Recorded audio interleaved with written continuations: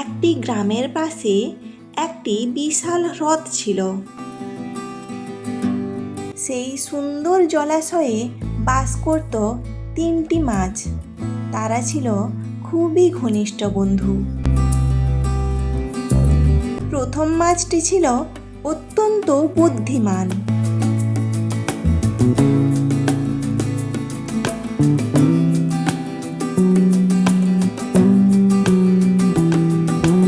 দ্বিতীয় মাছটি যে কোনো বিপদ থেকে বুদ্ধি করে বেরিয়ে আসতে জানত। আর তৃতীয় মাছটি ছিল ভীষণ গোয়ার। কোনো পরিবর্তন সে পছন্দ করত না।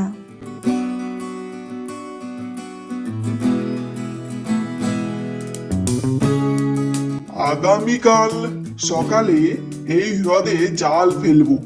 হ্যাঁ, এখানে নিশ্চয়ই অনেক মাছ আছে।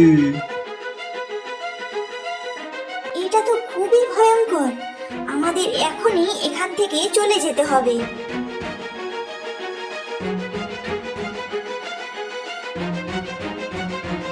বন্ধুরা, কাল জেলেরা আসবে।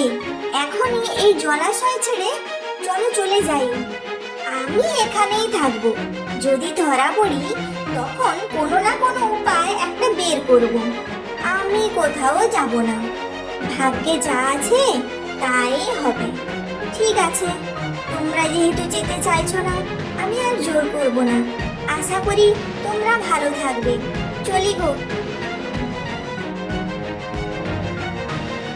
টানো টানো, অনেক মাছ ধরা পড়েছে। হ্যাঁ, টানো টানো টানো। এই তো। এটাই আমার বাঁচার একমাত্র উপায়। আরে, এটা তো আগেই মরে গেছে।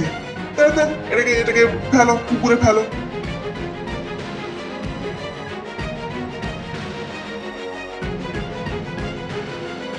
আমার বন্ধুর কথা শোনা উচিত ছিল। হা ভগবান, সময় মতো সিদ্ধান্তই জীবনকে বাঁচায়।